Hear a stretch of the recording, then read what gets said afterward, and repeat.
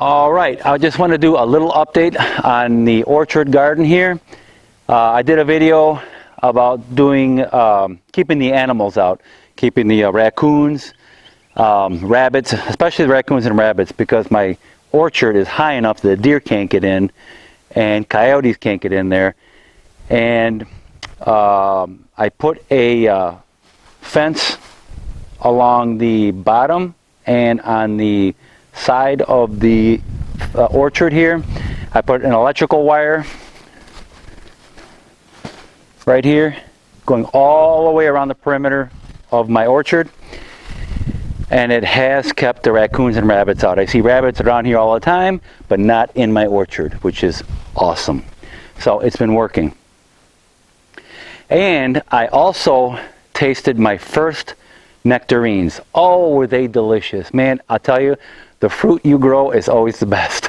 because the soil that's in your garden or in your orchard, you know, it's more mineral rich than the mass-produced farms.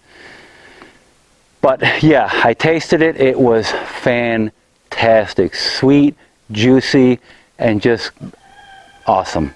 But my tree's still small, and it's got a few fruit on there right now. I tasted one, and I think I have another one that's about ready. But yeah, it was fantastic. I'm going to do a little garden update. I'm going to do an update to my watermelons. I'm going to put some weed barrier cloth around my watermelons, because when the vines start growing, they grow on the grass, and then I can't cut the grass anymore, and the weeds start growing, and the grass starts growing, and it chokes out the watermelons. So we're going to put some weed barrier cloth there. Also, I ordered some peppers during the winter for the spring planting. They were called Goliath Grillers.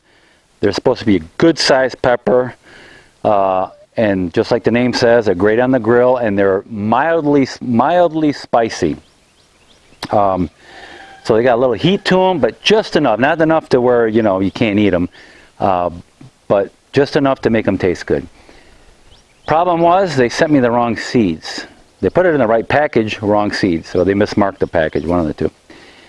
So I ended up with these little short plants that got little yellow peppers on them, and I don't even know what they are. So if you guys know what these are, here's a picture of them right there. Let me know what they are, and I don't know, we'll see. I tasted one, and they are spicy. As far as heat is concerned, they are not outrageously hot, but just under that. They'd be good in a nice spicy Mexican dish or something, or just if you want to spice your food up, put a little bit of that in there, little pieces here and there, and I think it'll spice things up pretty good. So I'll keep them, obviously, but I wish I would have got the ones I originally wanted, the Goliath Grillers. They are supposed to be mildly hot, so you can enjoy what you're eating and enjoy the good flavor of them. And I was going to grill them on the grill and enjoy them that way. But unfortunately, they sent me the wrong ones, so I had to reorder from a different company just in case it doesn't happen again. And as you can see here, they are just starting to sprout. So since we have a long growing season here, I'm going to try and grow these here and see if they'll, you know, if I get some peppers, at least by late summer. We'll see. So we have here tons of green beans to pick. And we were supposed to pick them the other day, and I forgot. If you let them get too big, they get kind of stringy and woody on you when you cook them. So I got to pick these bad boys. These are called providers, and they do just as the name says. They do provide quite a bit of green beans, and they are delicious.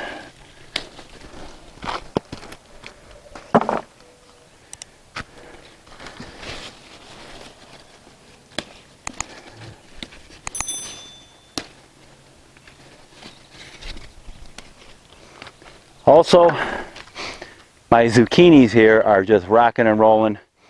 I got my yellow summer squash are doing great. I got one nice Italian zucchini going here, and it's getting ready to pick.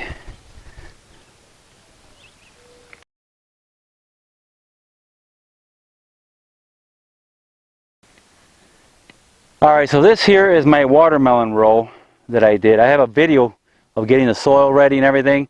I'm going to put that link up above here. So now what I have to do is, since these vines now, they're starting to come out on the grass, I put weed barrier cloth originally here after I amended the soil. Now they're getting to the point where they're coming over onto the grass, and now what I'm going to do is I'm going to lay some of that weed barrier cloth on here to keep these off the grass, because I won't be able to cut grass. The grass is going to keep growing here, and it's going to choke these out completely, and we can't have that. Alright, so let's do that now.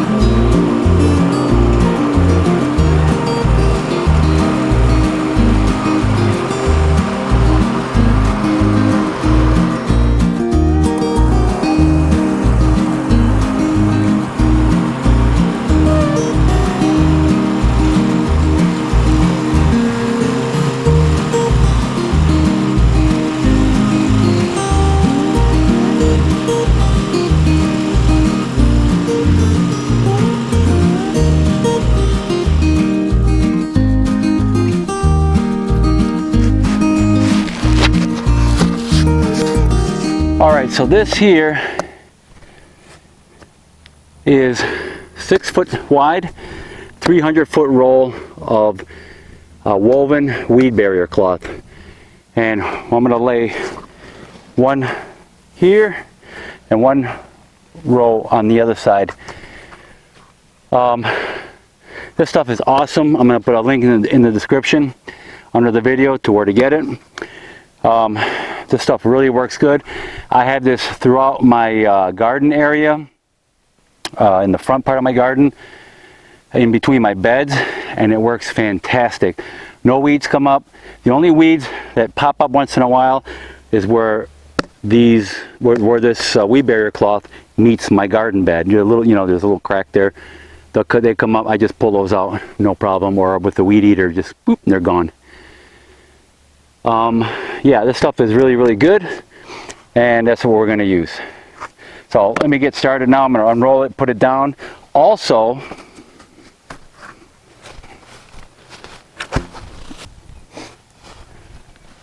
to hold it down, we're going to be using these right here. These are 6-inch weed barrier cloth staples, or landscaping staples, whatever they call them.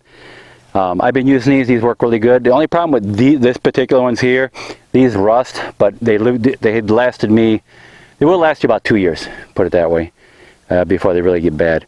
But I found some galvanized ones that I'm going to order and use those for next time. I'm going to put those in a link in the description under the video. Alright, so galvanized is better, they last longer, they won't rust as easily. These work great, but unfortunately this particular type rusts. So I got galvanized ones that you can get. So let's put these in now.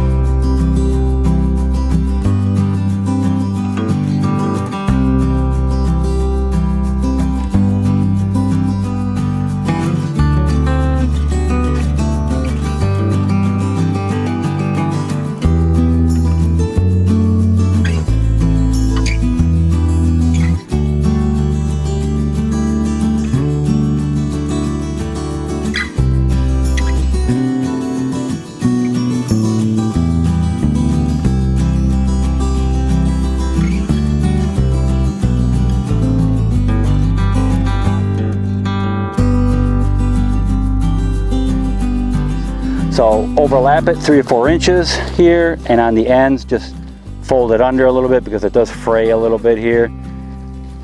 And get yourself a hammer, a rubber mallet. I'm using a rubber mallet here. Put them on the ends, and we're gonna staple this all the way down and on each side and on the ends. And you want them about, I don't know, depends.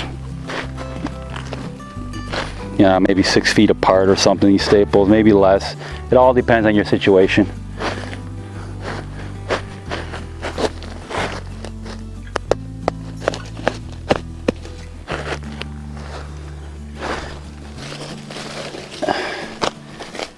And that is about it, guys.